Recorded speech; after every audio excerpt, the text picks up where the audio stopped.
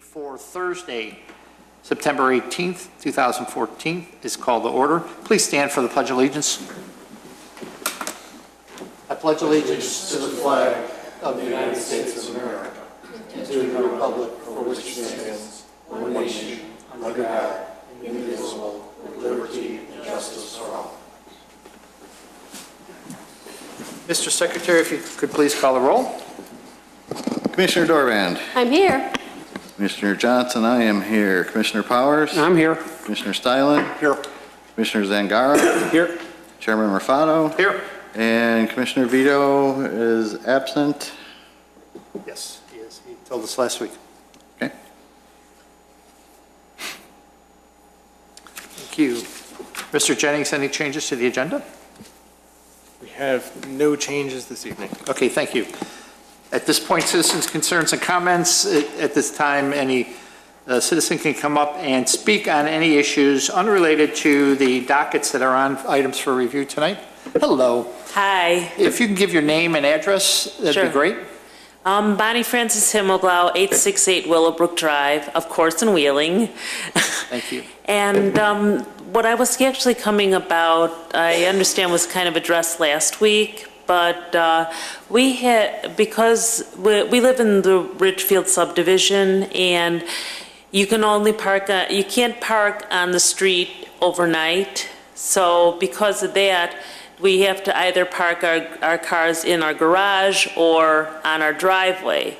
And we use our garage as a garage for store, you know, it's filled, so we can't park in the garage. We have to park on the driveway. And we've gone from being a 2-car family to a 3-car family. So that means that we need more space, because another one of the laws, you know, we don't want to obviously get fined, but another one of the laws is that you can't park on the sidewalk. Overnight. At all. Overnight, right. And because we'd have to be off the street, we'd obviously have to be onto the sidewalk part at that point. So, If one correction, you can park over the sidewalk overnight. It's just during the day that you can't. okay, Clarification, because in my neighborhood, it's the same thing. It's during the day that you cannot park over the street, over the sidewalks. okay. Okay? But because of that, what we did was we put bandages on the ground, we put paver stones on one side, and we put these big, like, wooden plank thingies, not planks, but, you know, those thin things on the other side so we could park. And, you know, we, with all due intention to take care of that eventually when the money came in and that kind of thing. So we were all set to do it, and because we also see other houses in the neighborhood have wider driveways than we have, but they've been like that for a long time in these places. My husband finally got a paver person that we were going to, you know, make a cement driveway and everything like that. He found out that you can only have it a certain size at that time, which was before you met last week, obviously. And right now, our driveway's width is 17 feet, and we need to go up to about 24 feet of length. And you know, so that would make all 3 of the cars fit, you know, side by side. And my thing is, you know, at the time the village was allowing less than they are, I guess, pretty soon going to be allowing. So that was my issue at the time. Okay. Mr. Jennings, can you? Sure, just a couple of things. As you noted, the Plan Commission just made a recommendation on the driveway width that's going to be forwarded on to the village board next week. Depending on what the zoning district is for your property, it might help, it might not. What I would suggest is give us a call. We can check the recommendation that's been made to see if it has an impact in your particular zoning district. Oh, so it might not be all of Wheeling, just some of it? It was specifically for the single-family districts, and I don't know. Yeah, we have a single-family home. Okay, you have a single-family detached home? Yeah. Okay. It's in the Ridgefield subdivision. Okay, I think I've been talking to your husband about this. Oh, okay. So I think your lot is 60 feet wide. Once the new regulation passes, you should be able to get a 24-foot wide. Okay. All so right. yeah, you can just double, if you want to contact Ms. Jones or myself, we can be sure of that before Monday night. But if you do want to come to the board meeting in support of that item, you'd be welcome to do that. But that recommendation has been forwarded to the board. It's scheduled for a vote on Monday night of next week, at which point, if they approve it, you'd be able to apply for a permit for a wider driveway. And then become poorer by a few $1,000s and, yeah. You'd have that privilege, yes. Yeah, exactly. Okay. That's it. Thank Make you. sure you come and get a permit, though, to do it. Well, yeah, I mean, that's a given, but yeah, okay, thanks. Sure.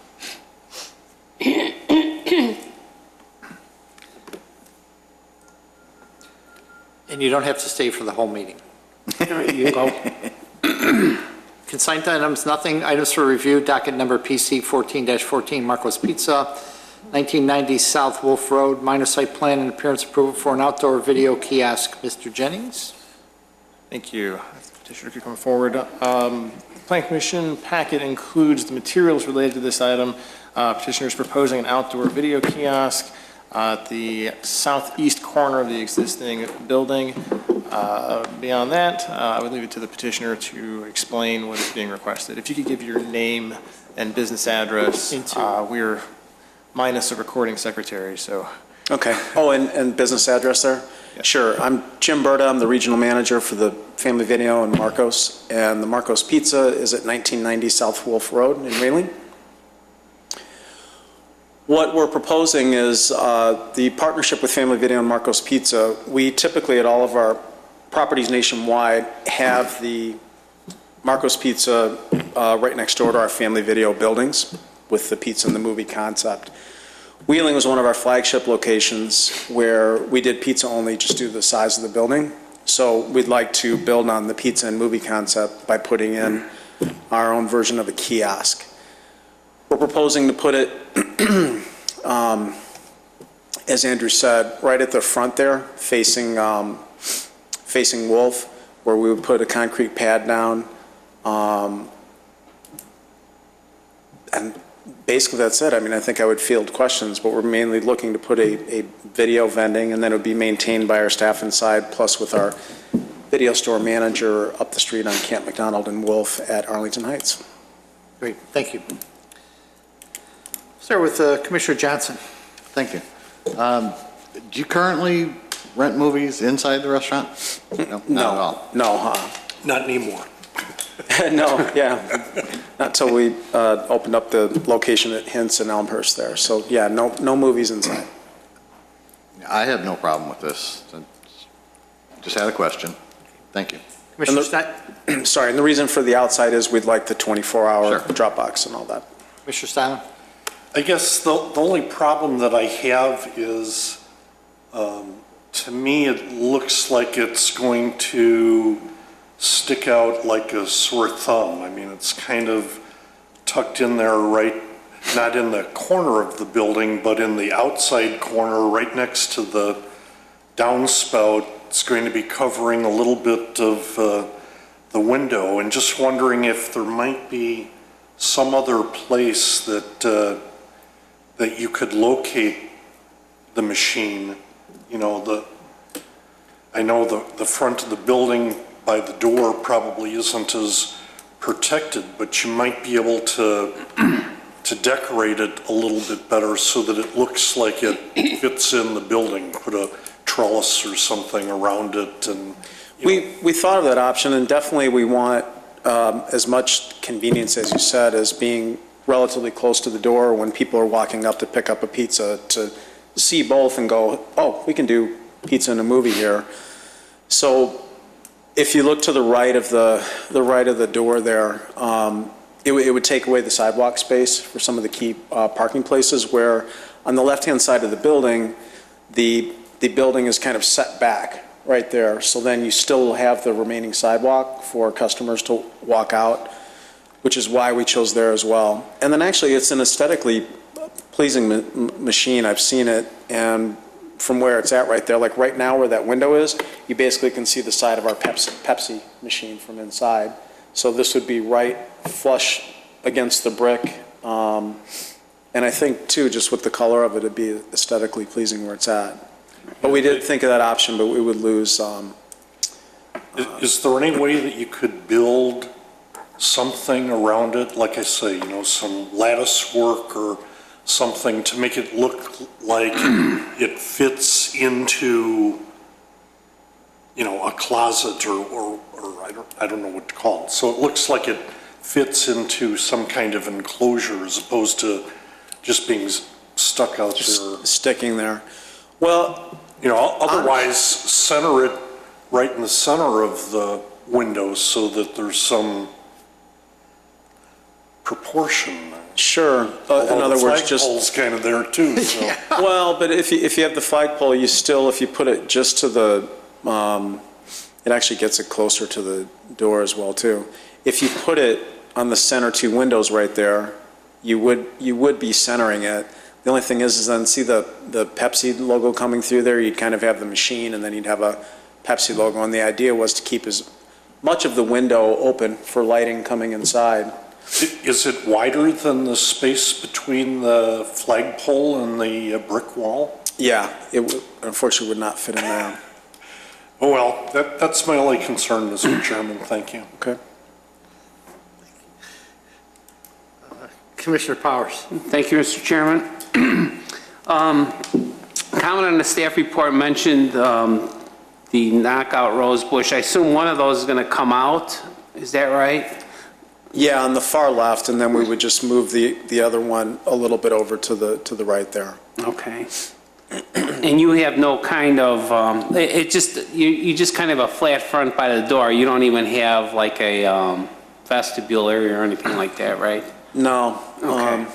And then as far as green on the right-hand side or north side of the building, we do have spirea all along that side. And then we added, when we did the Marcos around the sign, we added a planter box. So we would be losing one knockout bush, but we added a lot more plantings this year, or 2 years ago when we opened up the Marcos. All right, I have nothing further. Commissioner Dorban. Thank you. The only comment I had is just to clean up that area where you're going to have the box to the right, and if you could maybe mulch it there so it looks a little nicer. Sure. That was my only comment, because I can see it's from Needs to be Gary's conversation. pruned. It seems like there's not really any other good spot for it, so. Well, and actually, I think that, I'm not certain, but I think that, to your point, Commissioner Dorban, I think that plant in front of the downspout looks like a weed. Well, yeah. It was well, just cut today, yeah, it came out of there, yeah. I didn't want to say take the weeds out. That was very tactful. I said clean it up and put some mulch in. No, I noticed that today, and a landscaper was there, and I think he saw I was there, and so he got the thing out and snipped it, which I would have snipped it as well. Commissioner. That's thank my you. only comment. Thank you. Commissioner Zangaro. My only question that I really have is this kiosk, is it weatherproof since there's nothing built around it? Usually I see these things at a Walgreens or something, they are tucked underneath or something, as long as that's, weatherproof. Yeah, the company that we're working with, I can't remember because someone else is heading it, but I went to the meeting, and they've had a significant deployment down in Mexico, and it's weatherproof to really high temperatures and water, and been there for a few years, plus in the United States, but that was kind of their weather example of certain extremes. And then for cold, I can't recall, but it would even survive another vortex if we had it. So we did go over that. There was, from a consumer standpoint, we were trying to think of a way to aesthetically have some type of covering over it, but because of the angle of the roof, we know half of it would be covered, and we really weren't coming up with anything that would be aesthetically pleasing or architecturally made sense. But weatherproofing, it's got good track record. And then one last thing is, I haven't fooled around with these machines. Do they spit out receipts or anything? I'm just worried, put a garbage can there, because I don't want to see, if this machine puts out pieces of paper or anything, just to hit, what is someone going to do? They're going to grab it, toss it on your ground, and you're going to have receipts, or, I don't know if these machines. I think it would only, if I remember correctly, it only prints out a receipt if someone requests the receipt. Okay. Push a button for that. But I think to your point, I think that would be just a good suggestion in general, regardless. That's all I have. So why can't it go to the right of the door, the entrance? You lose the sidewalk right by the handicap accessible there. Except that,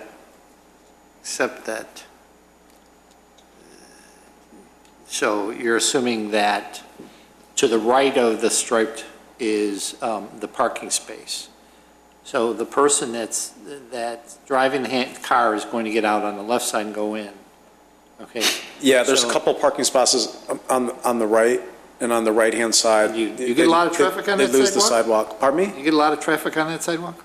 Those are in the wintertime we do, not so I'm much in the thinking summer. as Those an are the first two places that people take when they come in to I'm thinking as carry an out. example, Mr. Zangaro mentioned Red Box, and Red Box is under Walgreens all over, and they're in a sidewalk now. They could be a little bit wider.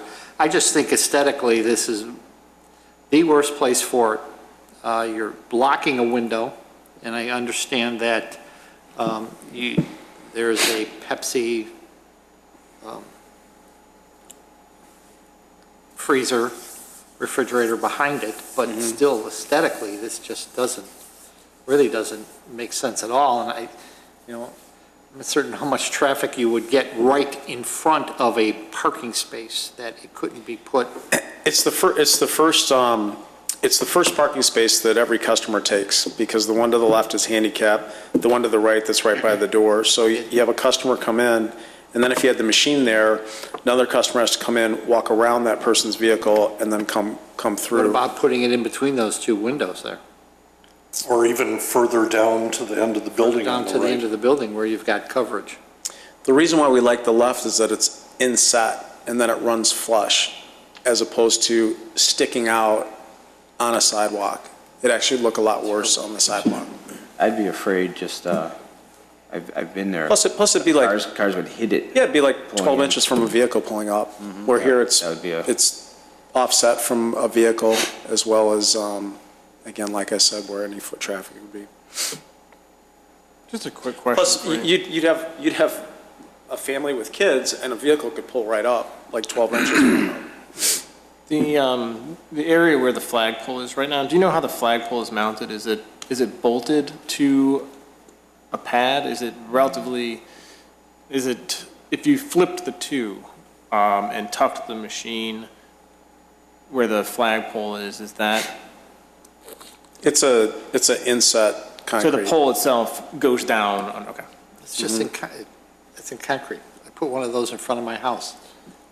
That's just in concrete, and there's a sleeve. sleeve. I mean, just as an alternative, doesn't block the window as much and gets it closer to the door. Just thinking that you could flip the two. But I don't know how difficult that would be to do. We're looking for the simplest, user-friendly, to just put a kiosk outside. Well, I definitely want to see a condition that this little area gets cleaned up. Whatever that bush is there that looks dead, you need to replace it and put it somewhere else in this area. And mulched. You shouldn't be seeing the base of the flagpole. It should be covered, so that's all I have. What about on the side where the downspout is? It's not covered. Don't want to put it by the dumpster.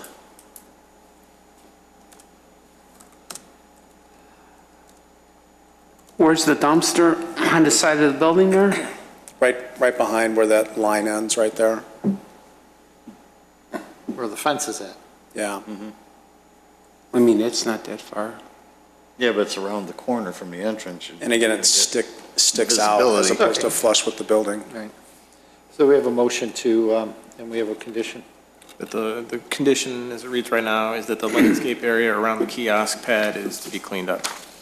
Okay, mulched, yeah. Yep. So moved. Here's a second. Second. A motion by Commissioner Powers, second by Commissioner Dorban. Mr. Secretary? Commissioner Powers, Yes. Commissioner Dorband, Yes. Commissioner Johnson is yes, Commissioner Steilen, Yes. Commissioner Zangara, Yes. Chairman Raffato. No. 5 yes, 1 no, 1 absent. Thank you. Thank you. There'll be something for you to sign. Okay. Good luck. Is this the first kiosk in the area for family video? Do you have? Yeah, no, we're still very much a bricks and mortar location, and we don't have plans to do It's this. an interesting concept. Just keeping with the pizza and movies. Sure. so, I mean, if it's your brand, Yeah. yeah, yeah. Good idea. All right, thank you. Terrible place, but good idea.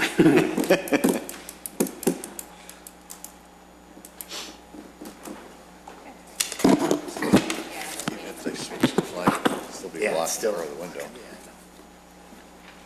Yeah, if that flagpole is easily movable, come on back and see. It is. The concrete's probably only about Oh, yeah. Yeah. But it would still be blocking the other side of it. Driving, though, south to north, you wouldn't block the window. Yeah. Driving from north to south, it sticks out. You know what I mean? Make sure I get it right this time, right? Get it right this time.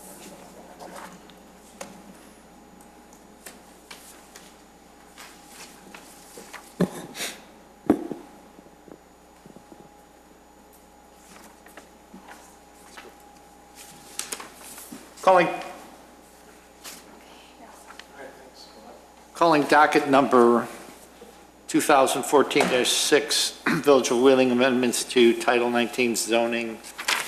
Mr. Jennings, you're already sworn in. I am sworn in. Thank you. This item was continued last week. The docket was split in order for the recommendations that the Plan Commission had reached a consensus on to move on to the board. We split the docket and allowed the continuation of this particular item for additional discussion. In your packet this week, we consolidated the material that we had previously distributed into and attached it to the report. That included materials from several towns. They range from design guidelines for special downtown districts to, I think one of them is a building code amendment, and the other ones are zoning code, building material standards. So what we have at this point, the draft code language that is in your packet for the Village of Wheeling has not been changed. We have just provided some additional information for the purpose of the discussion. We have also forwarded that draft code to an architect who is anticipated to be here within the next 10 minutes or so. Oh, really? To provide some question and answer about the use of building materials. So in anticipation of that, what we can do is go through some of these materials. If you have questions, if you have any other comments, our expectation for this evening is to allow the commission to have an opportunity to go through these materials, provide the staff some direction. We would anticipate continuing this item again so that we can take all of your feedback and try to incorporate it into a new draft of the code. So we are not, I don't think, expecting a recommendation tonight, but we are expecting, I think, some constructive comments on this so that we can modify what we've put in front of you to date. Great. One of the I'll start off one of the comments, and I'm not sure, Andrew, if you shared this or not. One of the comments was that our code currently that we were talking about was too restrictive. And though looking at what we had, saying that it should be 75% brick, or 80% brick. You look at some of the code in here, and what they talk about is primary materials and then accessory. I think it was Northbrook I was looking at, that talked to, I'm sorry, Naperville.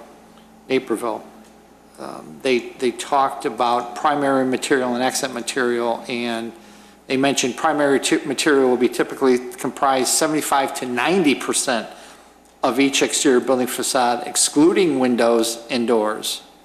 Okay?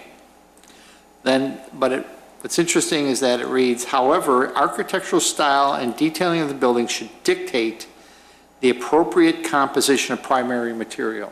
So it gives, this sets a percentage, but then it allows that village to, the town to go up or down, okay? But then they detail what primary, for instance, in Naperville, brick and stone convey permanence and are preferred primary and accent building materials for all types, okay? They actually say what is acceptable and what is not acceptable. EIFS, or dry vent materials, not to be used as a primary, but can be used as an accent, should be appropriate based upon the design intent of the building and limited to accent applications above the pedestrian level. So Some of these elements are fairly similar to what, what our first draft was. I think some of the differences here, we separated out between primary and these sort of additional materials as two separate sections. The way this particular design guideline is arranged has all of the materials, and then each one is individually described as sort of in their order of acceptance from the brick down into the EIFS and siding and others. So it's almost the hierarchy of preference of what they'd like to see. It's an interesting. I think that if it were the direction of the commission to explore something like this, we could absolutely do it. I think in addition to that, you also have the other section, which is this, the design aspects. There's a question as to how much detail we'd want to go into that, but I think the primary direction that I think we're trying to get is how to handle the materials themselves. Right. The section on design, we can certainly take another crack at that, but this particular issue, I think, is the one that the Village of Wheeling has had the most difficulty interpreting, and I think the one that we're trying to get the most clear direction on. Sure. Mr. Bombick, if you're available. If you probably could come up. You can come up, or you can sit down next to Brooke and grab the microphone. I've been sitting all day in the Great. car, So I'll stand. If you could just introduce yourself. Right. And Okay. give your background a little bit. Sure. Some of the commissioners may remember you from the last time you were. Right. Alan Bombick. I am a design commissioner in the neighboring village of Arlington Heights. I have been for 20 years, almost 20 years. So I think we've seen just about everything come through in the nature of this is primarily residential projects in terms of materials and such. And when I'm not doing that, I'm a principal with Leggett Architects. My focus is the commercial practice, commercial residential, and higher education, which also veers into the residential use areas. I have been an architect for over 30 years and worked on a number of very large commercial and residential and mixed-use projects. And I think if some of you recall, we did a study for CMAP for the property adjacent to the train station about 5 years ago. And I believe that led to some changes in your comp plan in terms of how street alignments and street widths and some of the urban design characteristics would be handled. So that's enough about me, unless you would like to know more. I did print out the notes that you had sent me. If you want them, I can certainly. Oh, sure. Okay, thanks. Just to refresh your memory. Okay. And so just to get you caught up, the commission opened the hearing last week. Some of the items that we had opened up for amendments to our zoning code, the commission was able to come to a consensus on those. Those items have since moved on to the board.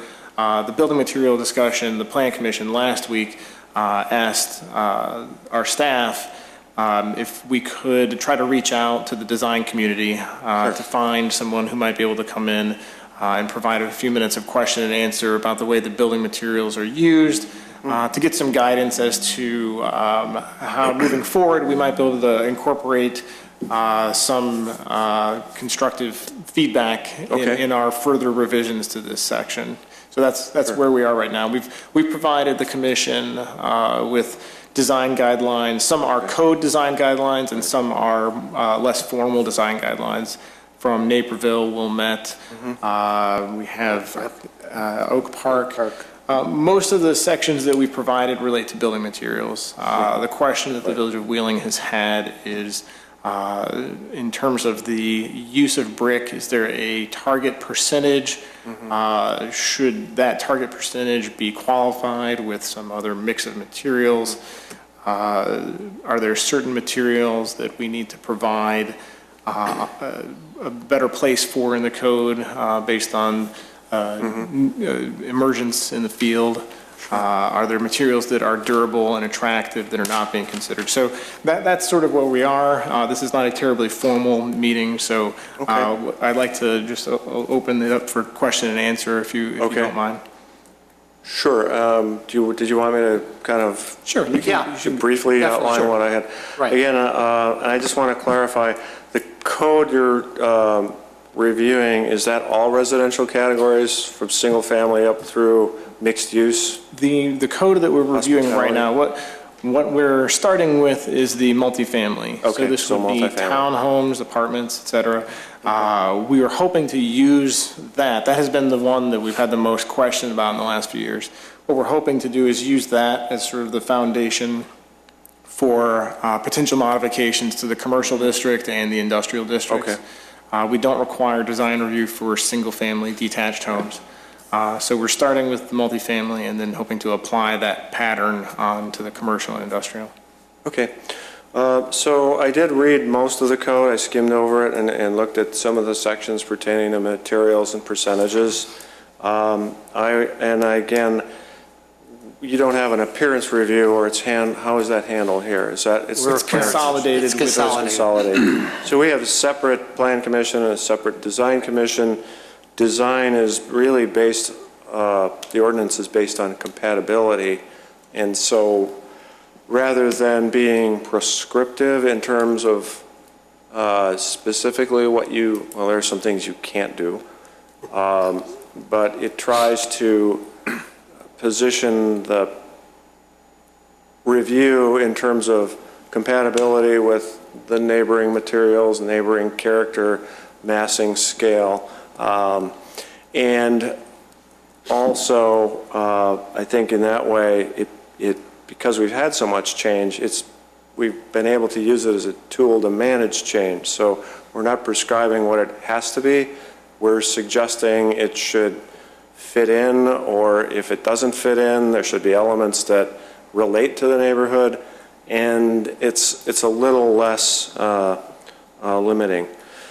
So the code you're looking at in terms of percentages of brick, I think, again, that's really up to the village in terms of the character that you would like to have. And I know one of the other issues you've asked about is durability. So you have a variety of different kinds of brick, different hardness, softness, different kinds of mortar, different kinds of construction, and color and durability. And like any other material, but often the durability of the material isn't the issue, it's how it's put together and what's behind it. Because we see brick buildings with poorly maintained or constructed flashings and roofs and windows that aren't, whether it's maintenance or installation, leak, water gets in, bad things happen to the brick, so it doesn't matter if it's, well, you identify specifically split face CMU. That product has been improved a lot, but still it's prone to suck up water. And so once water gets into a masonry material, it freezes and causes problems, or it transfers through and causes other problems within the wall. And I can say that about any material that you would ask me about, whether it's EIFS, whether it is, which is the exterior insulation with stucco on it, the hard coat stucco version, which uses something like a concrete board, concrete siding, concrete synthetic or composite concrete siding.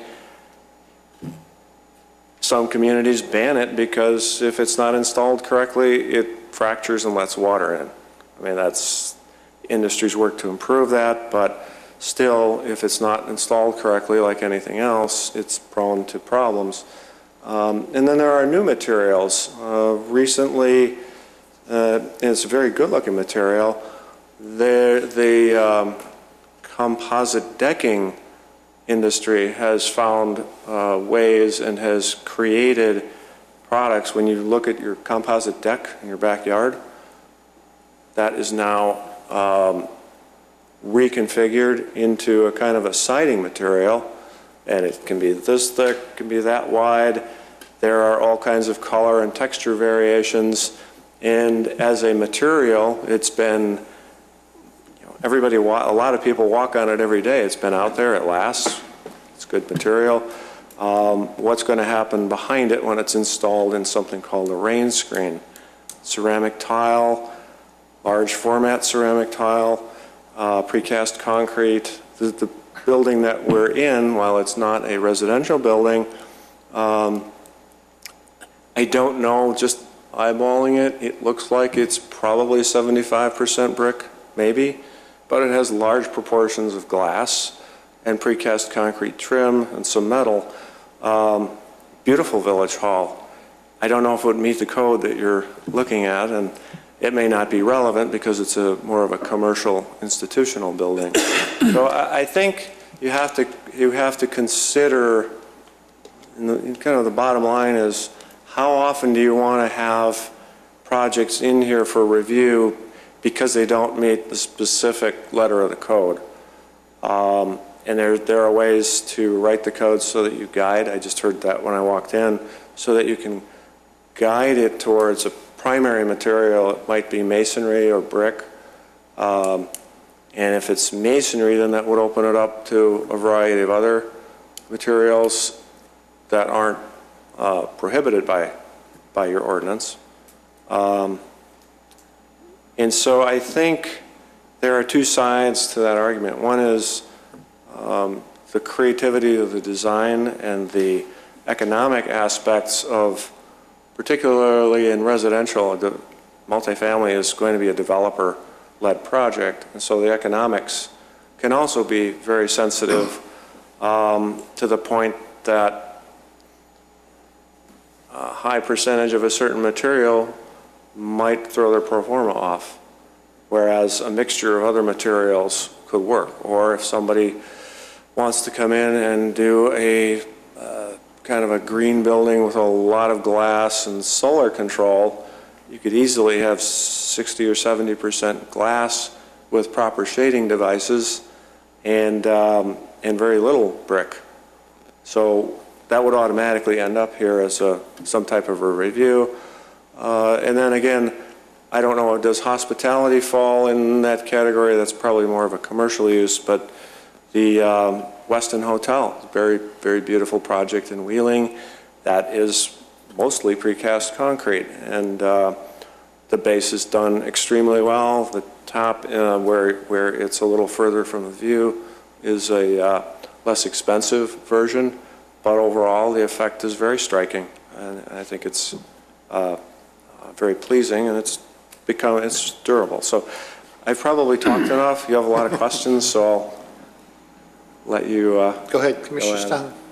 You know, I really agree with a lot with what he said, right? I mean, my concern is durability issue and maintainability issue, and many years ago we gravitated towards, well, brick. That must be better than aluminum siding or whatever the material of the day was back then. But you're right, how it's installed, how it's taken care of, how it's created really makes a difference on how it's going to stand the test of time, right? Drive it, I guess it's called EFIS now, yeah. and there's so many different versions of stucco, you know, synthetic, non-synthetic, you know, the list goes on. And I guess my concern is I want it to be durable. To me, to be as maintenance-free and as long-lasting as possible. But how do you control that other side that really deteriorates it? Is that really more important than the initial price point of the material? You know, how do you ensure that somebody's going to install it correctly, that it's, you know, not going to have cracks and? Well, that ends up over in the building department, and you know, that they look at the buildings, they can't catch everything. Many buildings are designed and built with, for various reasons, minimal input by the architect to design them.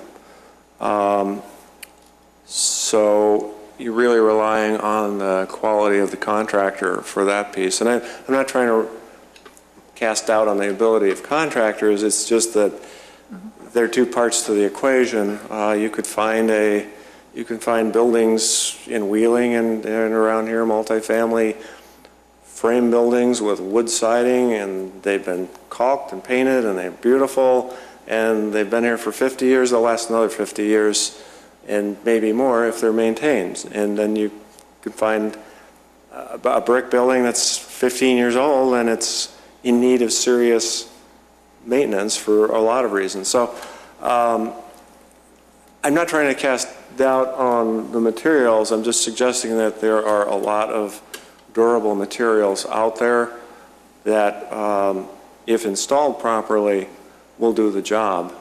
I mean, you know, I think one of my concerns was Andrew stated that the cost of building a building with our requirements really pushes us over the threshold where people can't afford to build it.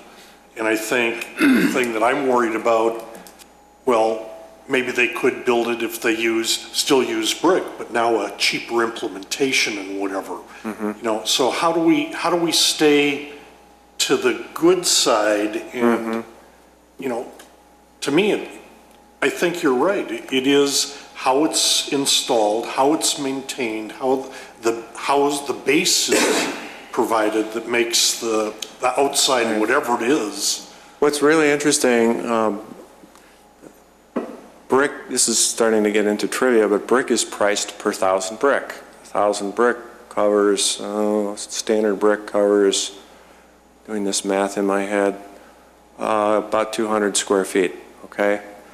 So 1,000 brick could cost $250, it could cost $700, depending. When you divide that out over the surface area, that's $1 or $2 a square foot. It's not going to make or break the project.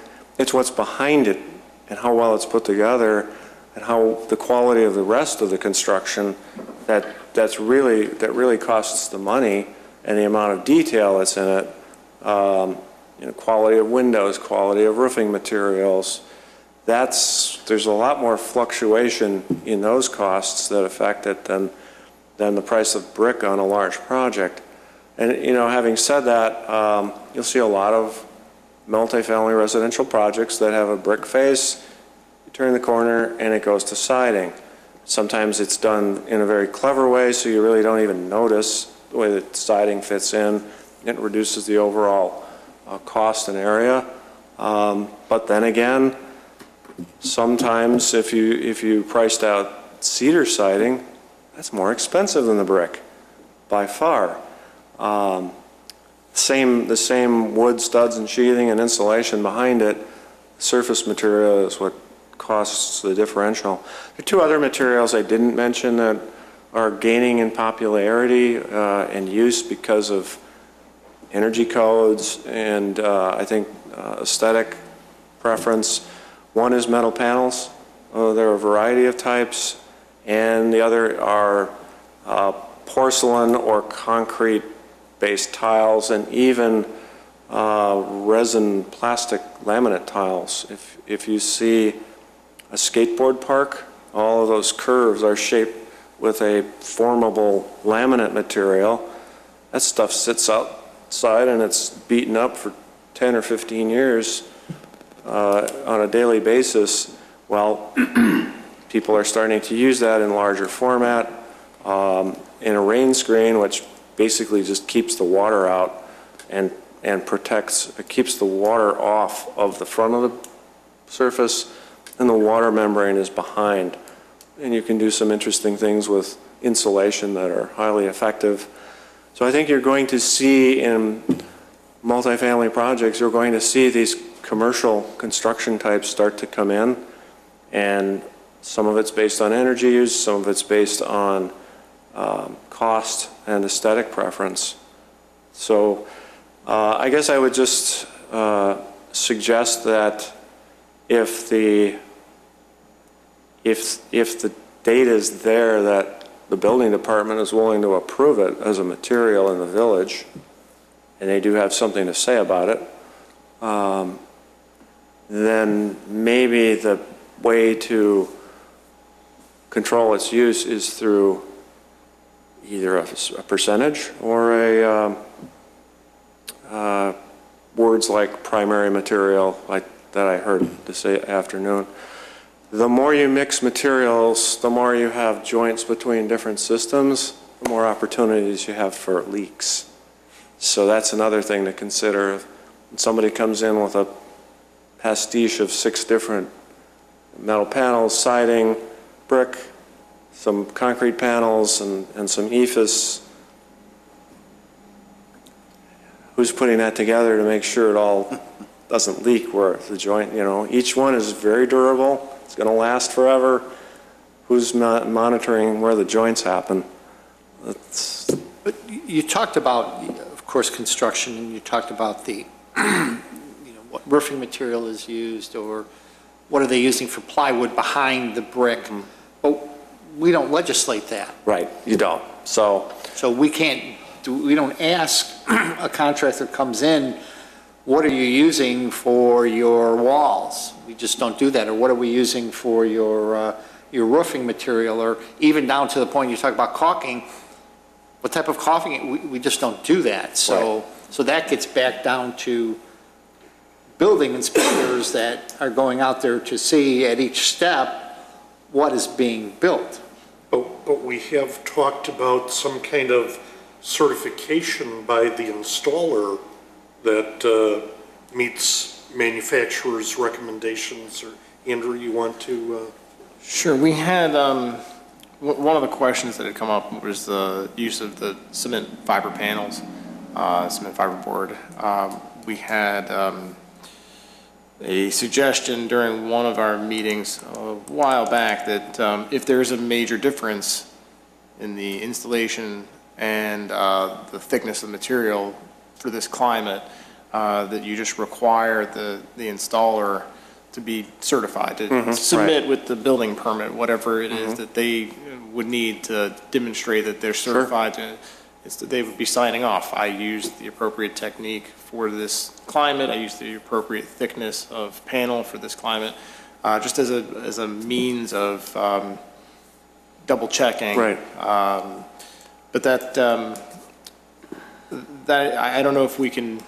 I don't know if that's something that necessarily applies to every building material out there. Because you could have a brick building, but we don't build solid brick buildings anymore. There's a frame that then the brick there is just really a veneer. So what goes behind it and how it's constructed, there's no, bricklayer is not certified. You know, he might be a union member, he might not be, but whatever, and that's irrespective of that. There's no certification process there, to your point, Andrew, about there is no certification for any of these properties, so the materials. You talked about, you know, you saw some, and the initial comment that struck me is that you indicated that our percentages were restrictive, okay? And I think we've heard that. We've heard that from some of the, Northgate came in and talked about that and how restrictive we were. Could you expound on that? Why do you think that is too restrictive? Well, I think if let's say brick, 75% brick, that is basically everything but the windows in most residential buildings. The windows probably make up about 25%. So you're saying it's a brick, you're really saying it's a brick building, and then allowing for some variance with that, with the Plan Commission's review and approval. And so would a multifamily project like the hotel would have to have a lot of, if it was constructed like the hotel, would have to have everything waived. The condo project that's across the street from there, if I recall correctly, is almost all brick, and it has some trim. So what you're really, what you're legislating or what you're codifying is the character of the community. That just because it's brick doesn't mean it's traditional or modern or in between or futuristic, but it's going to be brick. The majority of the material you will see on every residential project in Wheeling will be brick, just as the majority of what we see on the Village Hall here from the outside is brick, and so it wraps around and then it opens up to the public side on where the parking and the parks are, and that's okay if that's what you want. So that's all I'm saying. If somebody wanted to come in with a multifamily residential development that was concrete sided, concrete composite sided, or concrete panels or metal panels, for whatever reason, that would not be allowed by code. It would have to come for special use, and then that causes time delays for the developer and extra cost in the process. So I guess that's all I was suggesting, is that you should think about that carefully, so when the potential projects do come, A, you don't scare them away, and B, Right. this isn't the only place where, that is a possibility. Lots of suburbs, some people won't build anything in the city of Chicago because they're afraid of the process. Right. Lots of places have a process. So how accommodating is the process to, I'll say, good design, given that the construction is really up to building code, and your building codes, just like everybody else's, reference all kinds of standards that have to be met, ASTM and energy standards and construction standards and testing standards. So how, and then the construction specifications, which the architects and engineers put together and the contractors should be following, dictate the rest. So how much do you want to get into the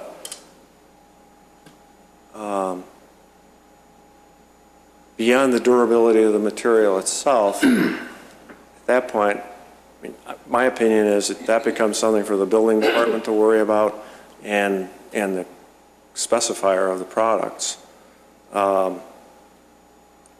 So the design of the building is, and how it meets your zoning ordinance and what it looks like is really what your purview and what you're interested in, as I understand it.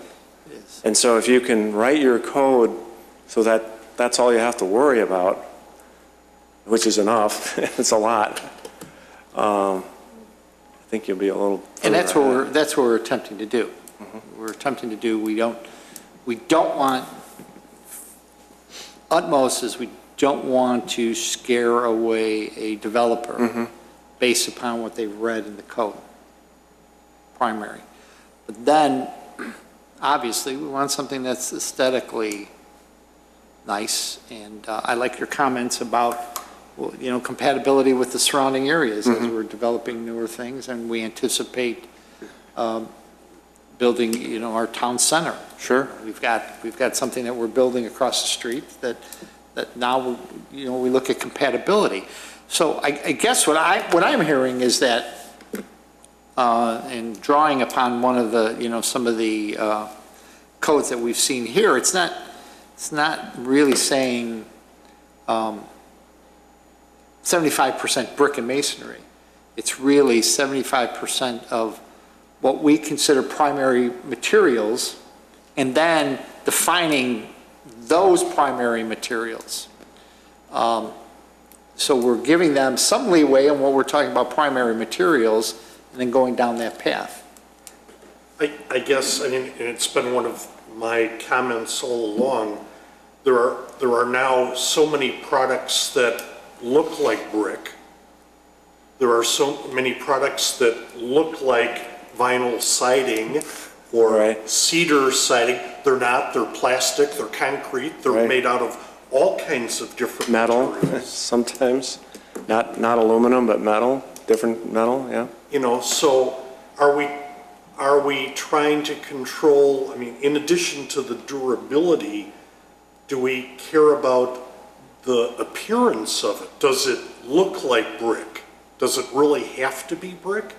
As long as it's durable, some kind of durable material, and it looks like brick, or it looks like cedar siding, etc. And installed properly. And it's installed properly. Some of these systems have certain joint details. If you don't do it that way, there's no warranty, period. There's no question about it. There's one or two ways to put it together, whether it's a batten or a closure strip or a sealant detail that they want. If it's not done that way, there's no warranty. So again, that's the building department and the designer's problem, not yours, but you have to be aware of that too.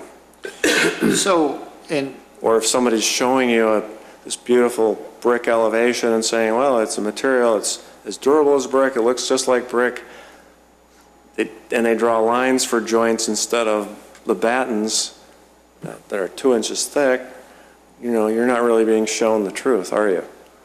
And that happens too. So, sorry. No need to apologize. We're looking for input. Okay.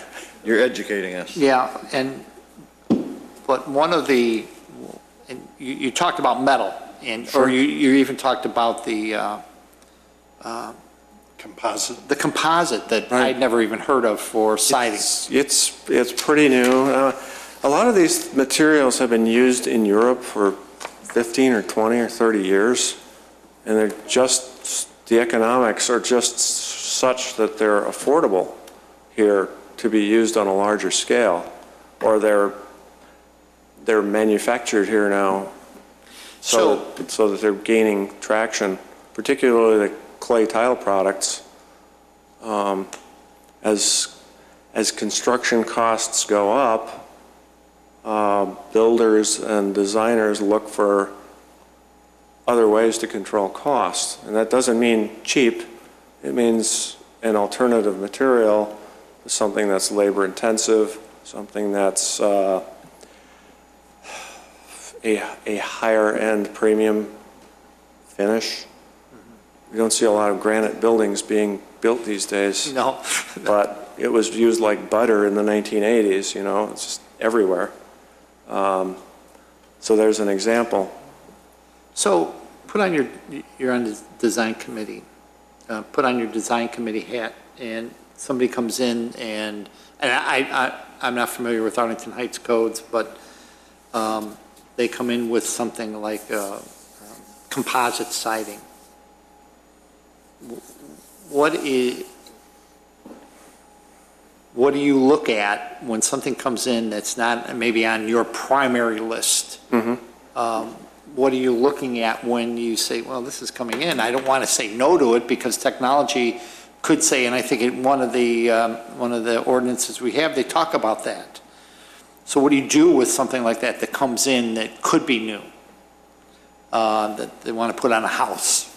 Well, I think we have seen that. For instance, this composite material, I've only seen that a couple of times in residential projects by us. It's being used more and more extensively in multifamily, so you will see it sooner or later. It's going to be here.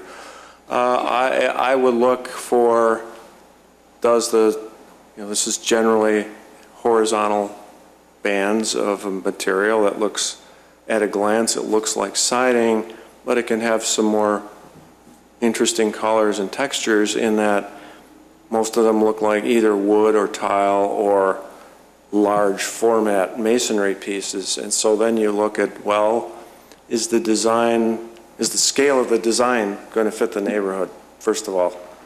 Is the massing pleasant?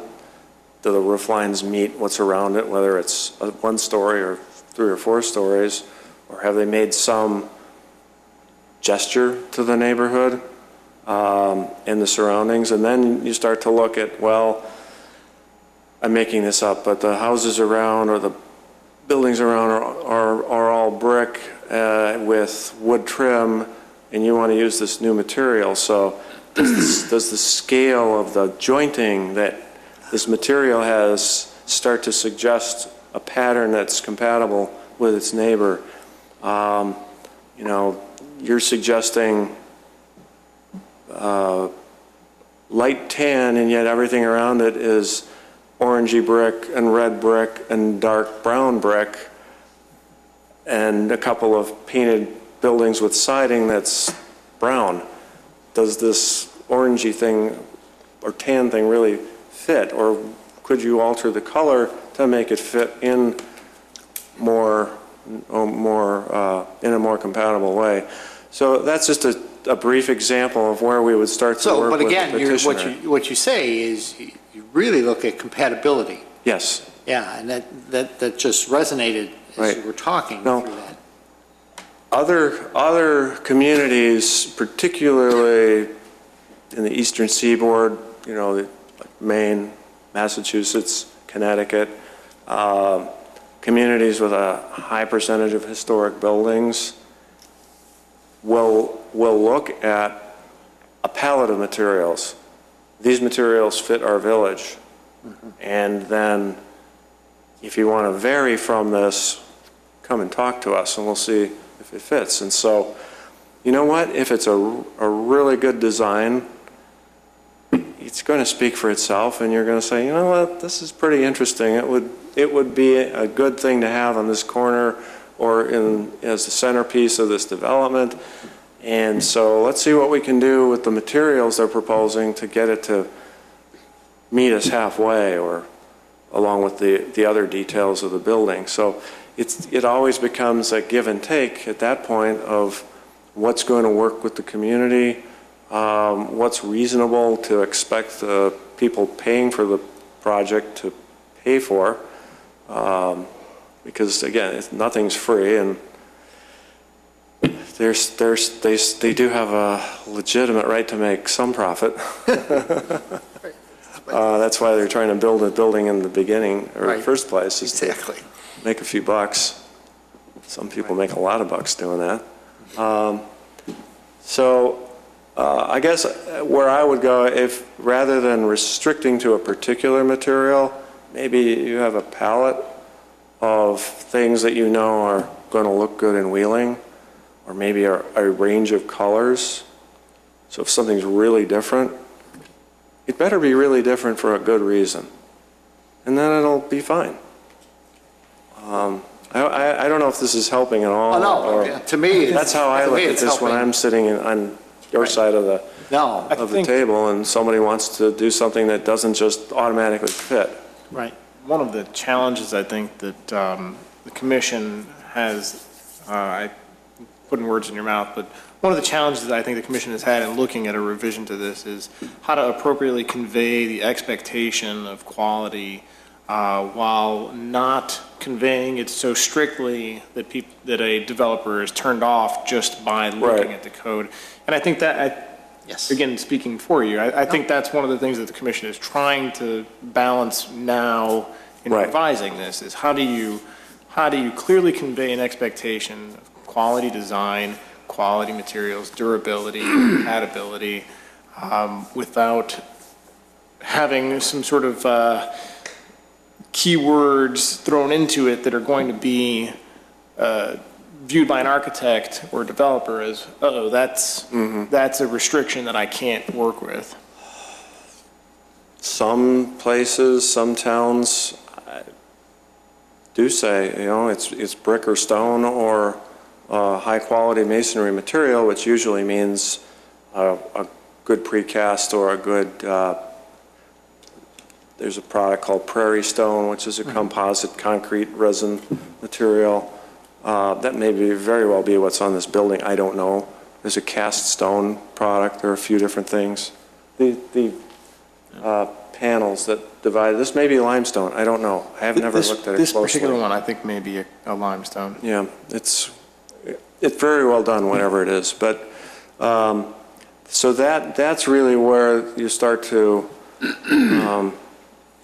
you can draw the line, or maybe you offer a palette of materials that can vary, but we want it to be the primary material, and then choose Right. what you like to give it the character you want, or to work with the rest of your budget. I like that idea. So, Mr. Stein, something? No, I just think that looking back on how we do our process, that it's probably very important to meet with the developer way up front to get the aesthetic look of a building first. Let them then go away and work out materials that might fit into that. Having a potpourri of materials that we'll accept. Or as Mr. Baum said, a palette of, Yeah. right, yeah. But the key being, let's not wait until the building is 80% done to come in and say, do you like it now? what do you think? And we say, well, it We're doesn't done. have What do you enough think? A or B. Thank you for pointing that out, Commissioner Stalen. We have staff liaison that works with us and the other commissions, and it's all over the website. Here are the standards, here are the codes, this is what the design guidelines say. We encourage you to come in and meet with the staff before you get too far down the road, because the first thing is going to be the zoning. Is it zoned for this? Do you need to go for a special approval or permit of some kind? And then the second thing is going to be, how does it fit the zoning, the massing, the scale, what's next to it, what's the streetscape or commercial strip or lack of any context? What is it? How will this fit in? And then what is it going to look like and what's it made of? So we really strongly encourage that. Most of the larger commercial projects do. The developers who have multifamily stock plans and, standard details and materials will tend to come in with the final product, and, usually it's fine. The color might be off or a roof line or something. There might be some strange details that just don't look right today because they've been building the same thing for 30 years. But by and large, most of them are fine. And then if there are questions about material, it's going to go back to the building department. Is this okay? Is there any, can we allow this? If not, pick something else. Excellent. Interesting. Thank you. Does anybody have any other questions? I know you were traveling today, and I thank you for stopping by. I was talking to Andrew, Sure. and we really appreciate it. Sure.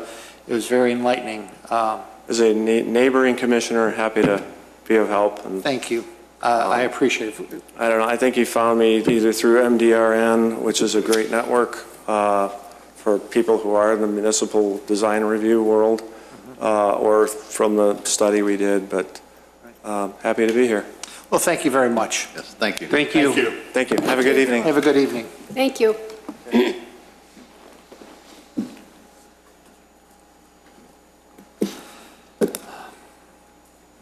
Comments? Are we commenting on what we were given? Because I have a number of comments, or are you, what direction are you going with this? What I'm gonna go up front so I can see the commission, and speak face to face and take some notes. Can we take 5? Sure. Sure. 5. Turn on my timer. 5, that's it.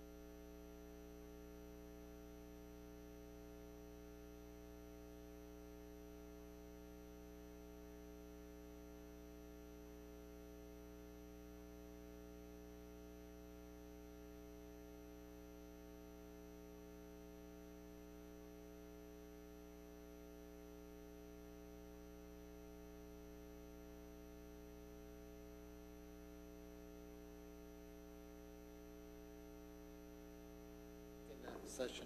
I'd like to go back to more of the appearance aspects of things, and how do you legislate appearance aspects? Now, some towns seems to have gone pretty far in saying, you know, all kinds of details what they want. Yeah.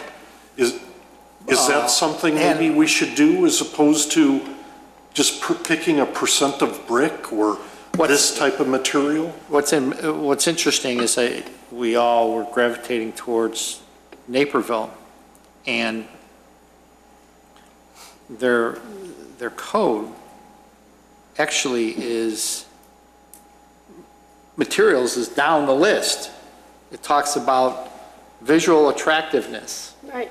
And it starts with architectural composition, articulation, modulation, proportions and rhythms, and then they get into materials. And there's an example, but I think if we, this is just me, I think some of the direction we're looking for is more towards compatibility, which I heard, which resonated with him.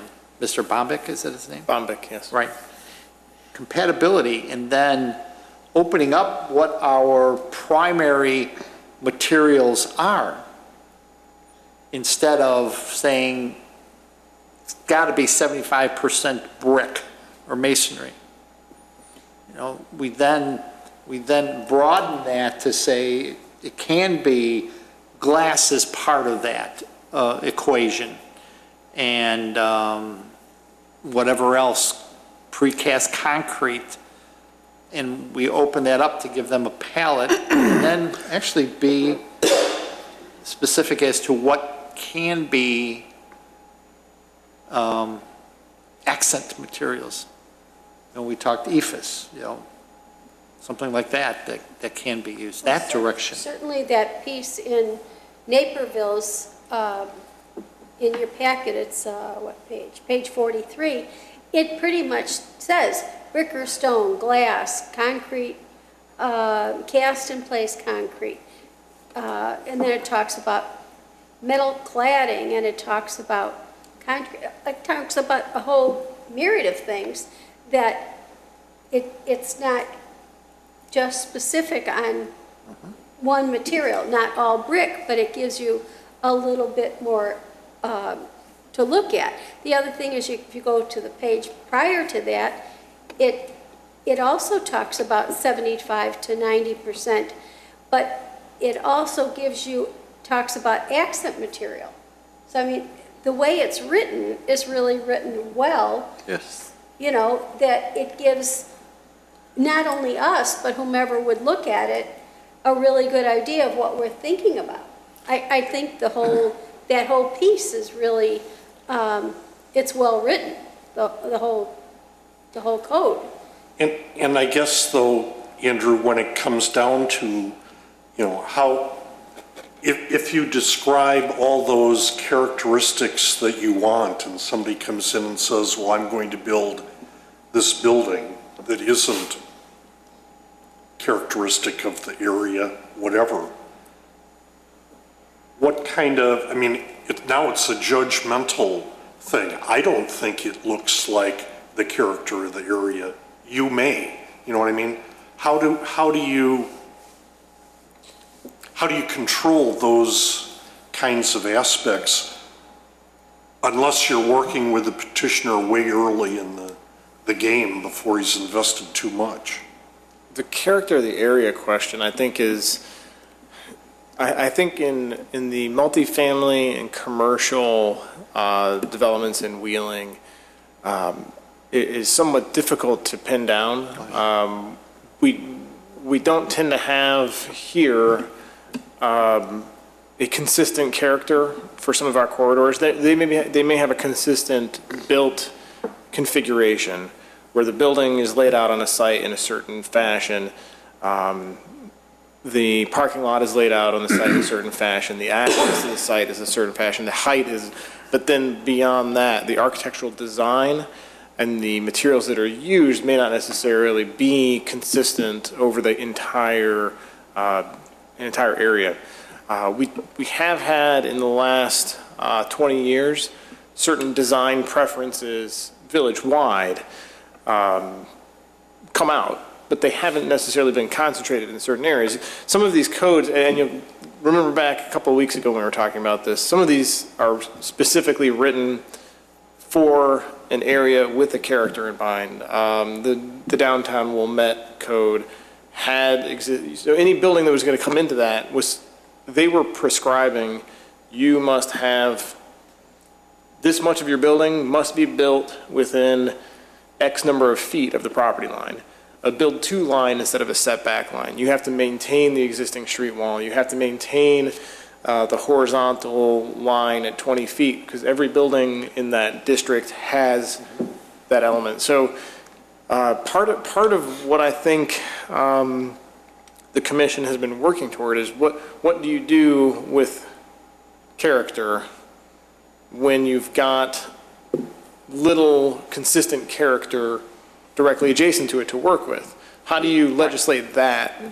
Well, because if you look at North Great Crossing, if we want compatibility, we would have precast apartments that look like the warehouses right next door. Right. So you can't do that. So I think we have to broaden that and look at compatibility overall to the village. That's where, unfortunately, that's a big nut to crack, but I think that's what we have to look at.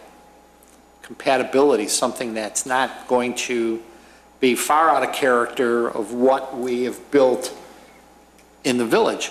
And I think what they did at Northgate is similar to or compatible, very compatible to what we have built.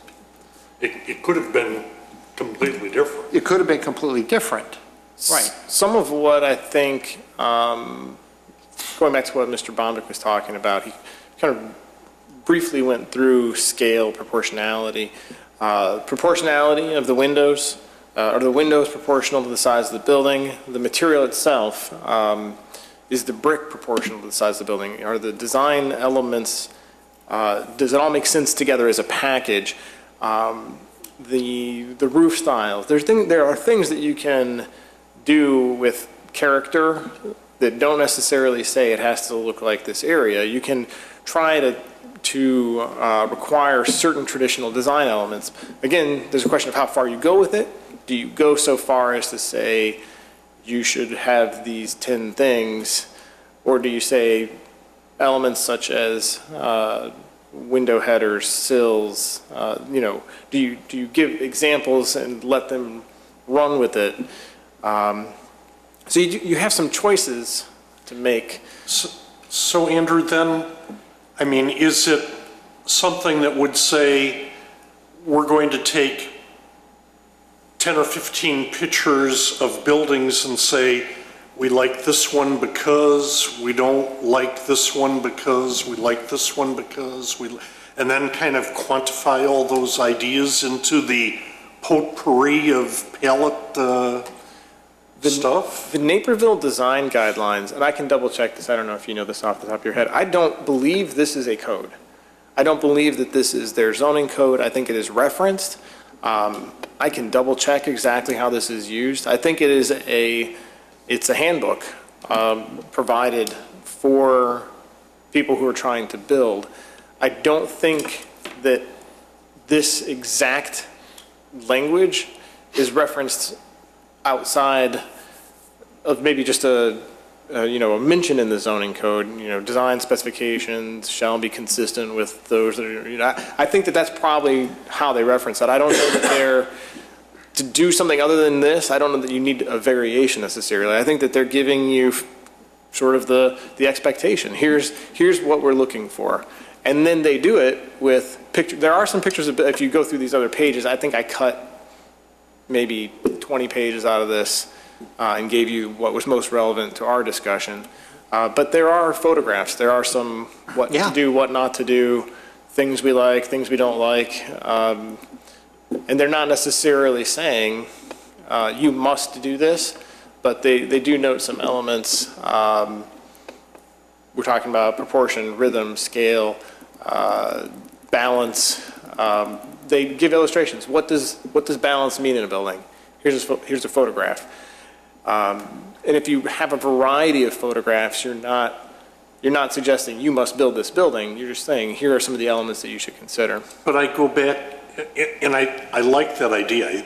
Personally, I think that's the way we should really do it, not try to legislate this percentage or these number of bricks or, No, right. you know, to be rather more open from the ordinance standpoint, but my concern is, will we be able to control it by having this other likes and dislike? I mean, it gets back to the, quote, appearance commission concept where, oh, well, your definition of it looks like that and my definition are different, so I'm going to build it the way I want to, and if you don't like it, take it to court.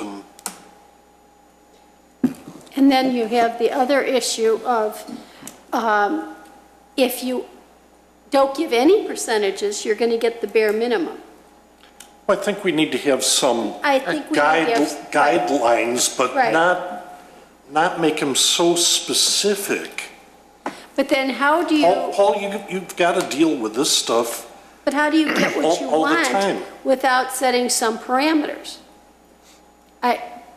You know what I mean? I hear you. I mean, you got to set some guidelines. Exactly, something, but if a petitioner comes in and says, well, you didn't give us any percentage of how much, and so we're going to give you 20% brick, and the rest is going to be, Drive it. what other kind of, how can you, now you've really lost your, what you're looking at for the whole picture. Exactly. So, I mean, I'd rather say I want 70% brick and 30% of any other material. And then have them come to us and ask us to scale it back, rather than not get. Jim, maybe we could attack it that way, right? You can use brick, but you can't use more than 75%. You could use stone and you can't use more than 40%, or you could use glass and it can't be more than 20%. I think actually that's too restrictive. Yeah, okay. I think so. I really like how Naperville puts it. We want primary materials 75%, 75 to 90%. 90%, these primary materials. Then they actually detail what can be used as accent materials. Exactly.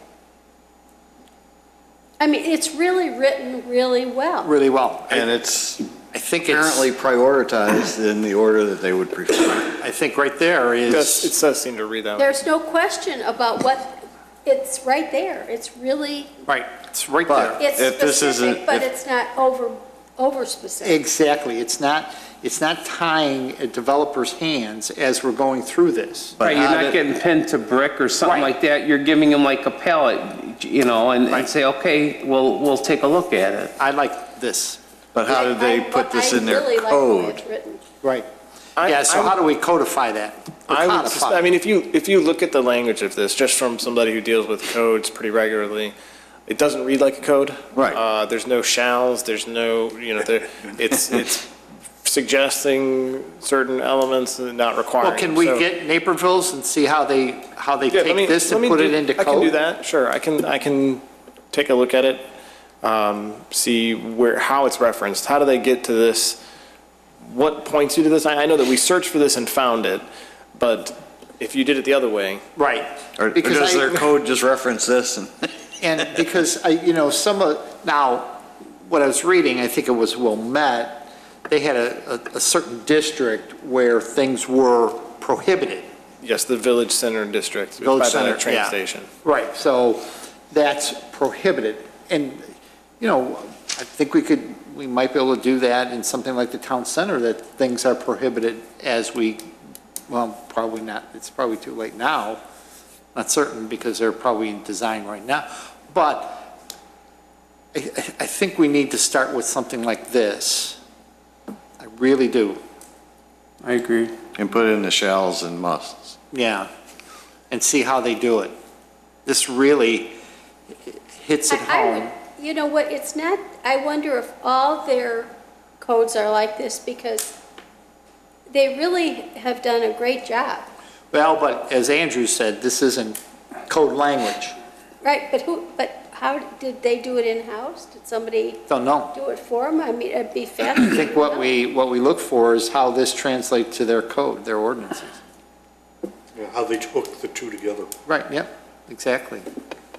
So Andrew, does that give you a little bit more direction? Sure. Sure, like, clear like mud, right? Yeah. Well, it's a little bit, I think it's a little bit clearer than Yeah, when we left last week. I think we've all kind of zeroed in on Yeah. I'm just trying to get what to the- Naperville has started here. See, but I go back to what Jim just said. It'd be nice to know what's going on in our town center, but they're probably well down the path in the design. When do we get involved in that Now, again, initial concept? I that's mean, process. Right. before concept, Right. Yeah, what we know of as concept today. right, exactly. That's process, so can we find out? I mean, can we, they talked about, Mr. Bombeck talked about, the design committee that they have and. Like what kind of architecture it's going to have and all Yeah, that other reaching out, stuff. reaching out to, I'm sure they've reached out to, Sure, we meet Planners. with the developers, new projects pretty regularly. I think that we do, as it is, convey the design preferences of the village. We have this discussion with just about every developer we come across. So if the design guidelines were spelled out in a different way, or if the code had a different way of describing it, we would do the same, just with a different set of materials in front of us. right. Do you have any difficulty in dealing with developers on any of those kinds of design characteristic issues? Our difficulty, I would say, has been in the initial reaction is usually that the code is restrictive, and they're looking for guidance on how to deal with that. If you take some of the projects that we've seen here in the last few years, how to take, of course, a lot of these projects, they have an idea of what they'd like to do on a given property. They look at the code and think, well, this probably isn't going to fit in. It's a PUD. How do I demonstrate that this project is worthwhile if it is below a standard? So I think that's probably the primary difficulty that we have as far as building design is concerned. And then the other comment is, right, I typically believe if we set the standards low, that's what they're going to build to and not try Right. to go to a higher Absolutely. standard. So how do you, again, try to balance that into the equation? Getting, I think, the recurring theme of balancing expectation for quality with, and conveying the expectation for quality with not presenting the village as overly restrictive. And I think that we're making some progress toward I think so, achieving too. that balance. Right. So you have some, yes. Andrew, kind of take it off subject, but can I ask you about the garage door calculation again? So basically what that's saying is that if the majority of the front of the building or whatever is, let's say, brick, then you just assume that the size of the garage door, that adds to that calculation, correct? So whatever the majority of the material is where the garage door is located, the garage door just adds to that number as far as surface length and stuff, right? Sure, I think that the way that it's been drafted and put in front of you, yes. It's treated like windows are currently treated, which is they essentially become part of whatever's around them. So these garage doors, for the purpose of this calculation, are brick. They're surrounded by brick. They get counted in with the rest of the area around them. If you actually add up this facade by square footage and broke it down, it would be probably 35% door, 20% brick, and then the rest would be those based, the whatever this siding material is in this particular building. So the point of that, I think, was just really to demonstrate, here's one way of writing it, here's another way of writing it. I don't think. Well, it makes it easier for you too, to calculate it, correct? This could be done any number of ways. This could be done as, you could say garage doors shall not face the street. I mean, there's 1,000 different ways to skin this cat. This is one way. But we were just trying to provide a graphic illustration to show the difference. You've got the same building, two different codes. One of them is 33%. It's just an illustration of when you have a number in your code, you have to know what it means. And we were trying to illustrate what it means.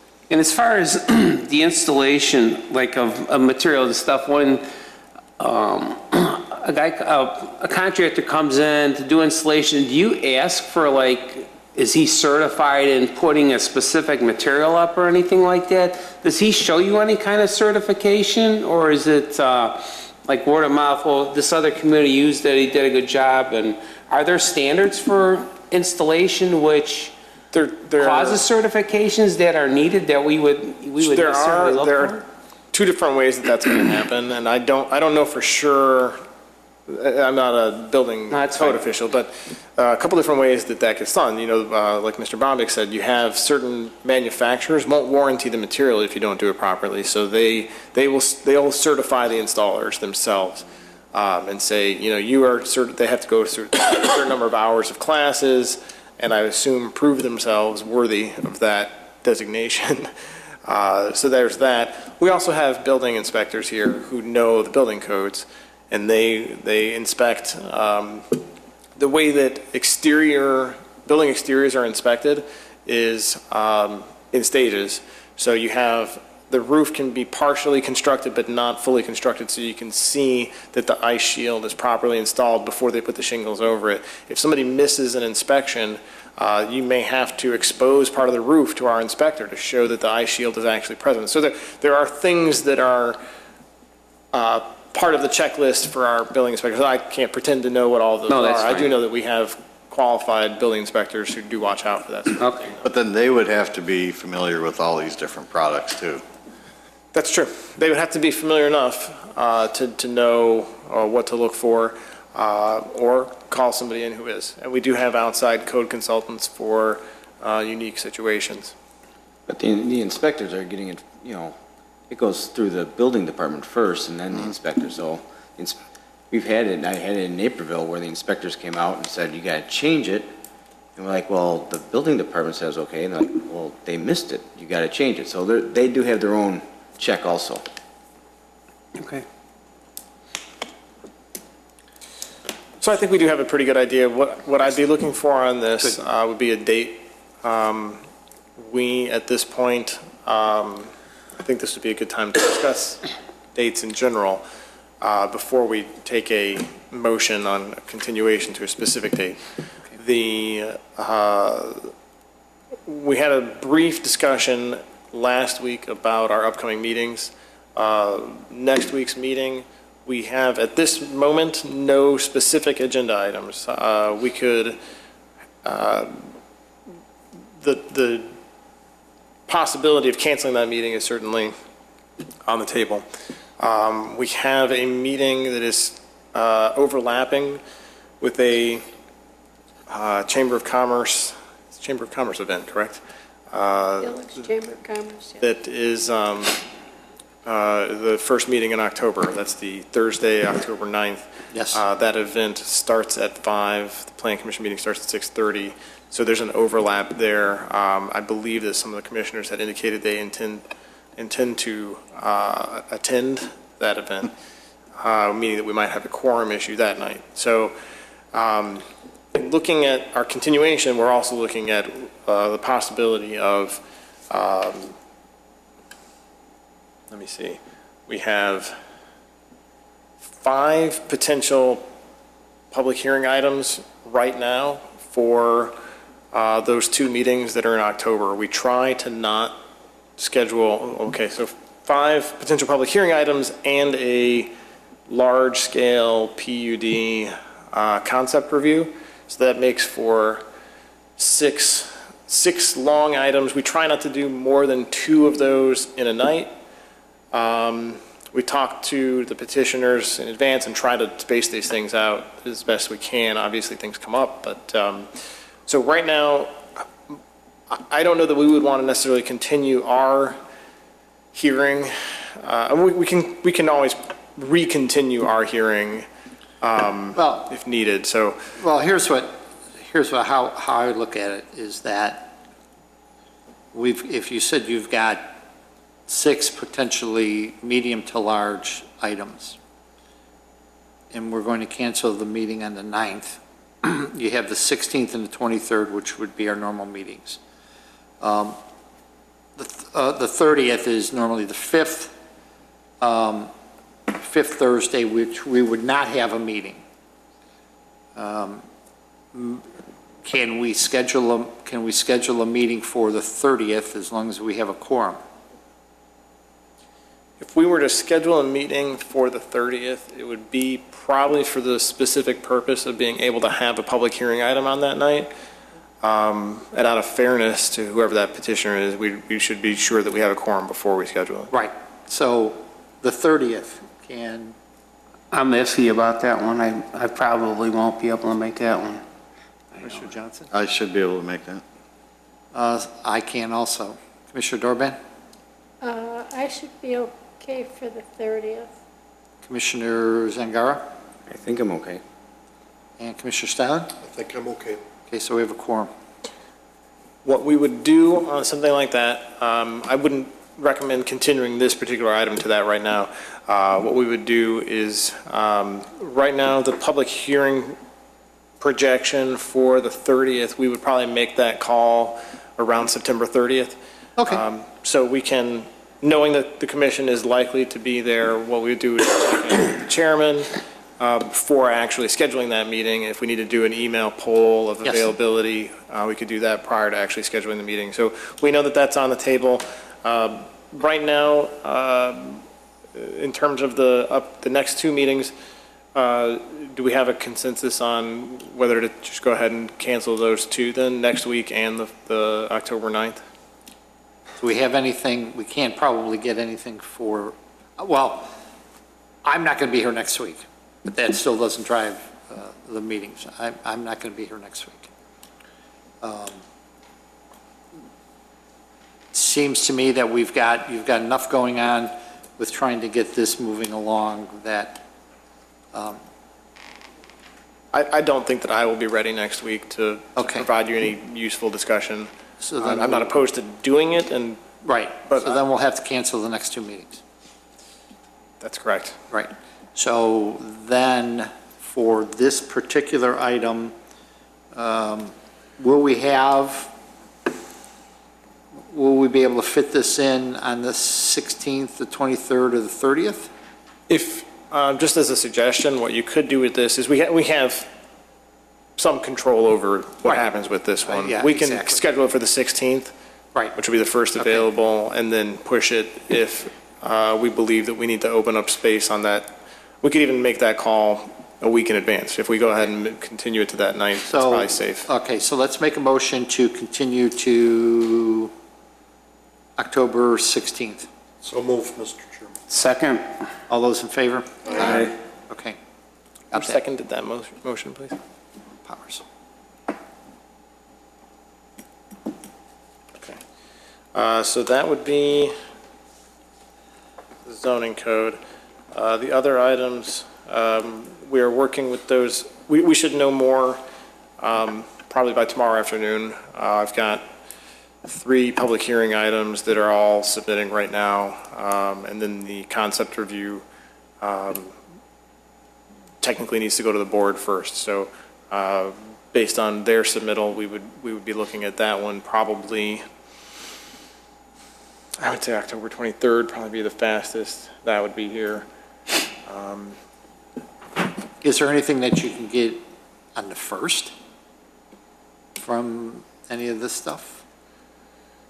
Out of the public hearings, no, we're too close to it. Oh, too close, right? Okay, And November's going to be shot, yeah. useless. So the 30th will be good to get that.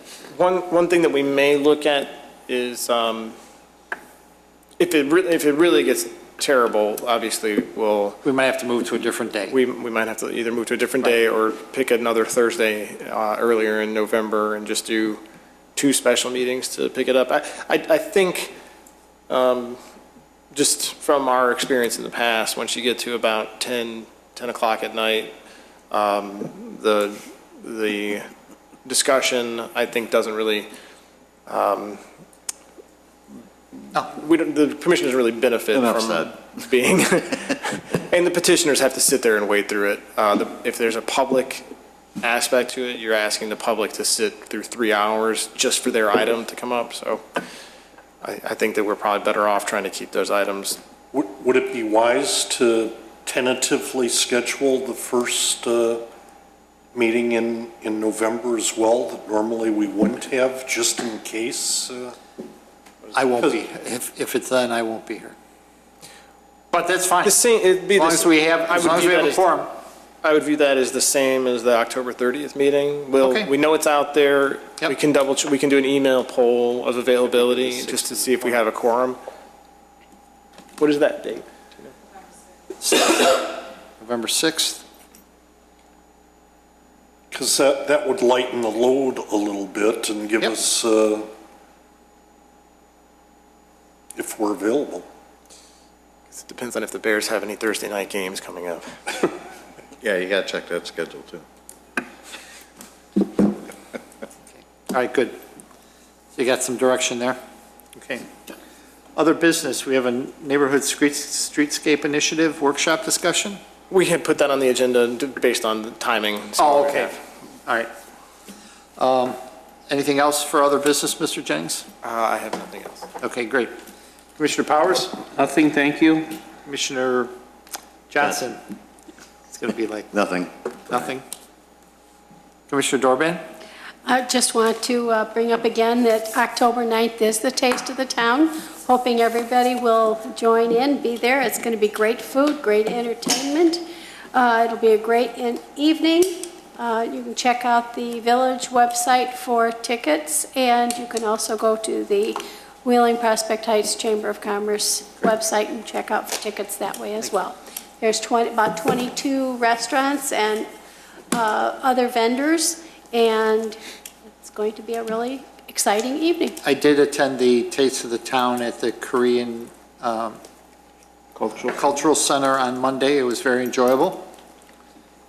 Very enjoyable. They had some great martinis.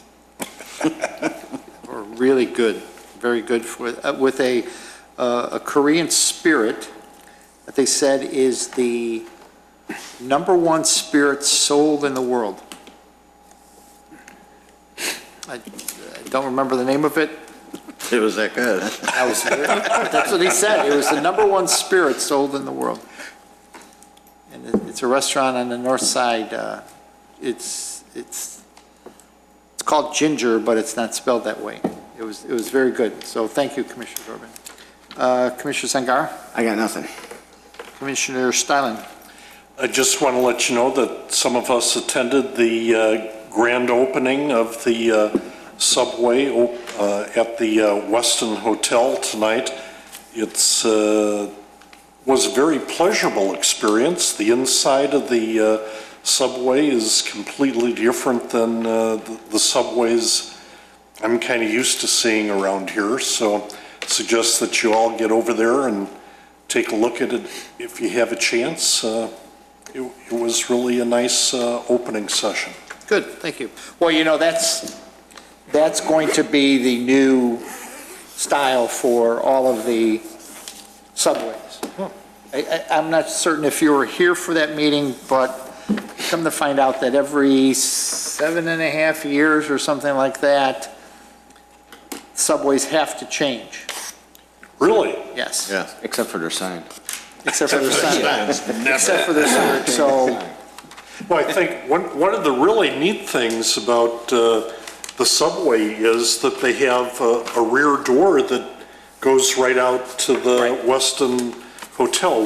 We forgot to put a little sidewalk there because you have to cross over some grassy area to get, but other than that, it's really convenient for the Westin Hotel people and convenient for the traveling public to get to it from the other side. excellent.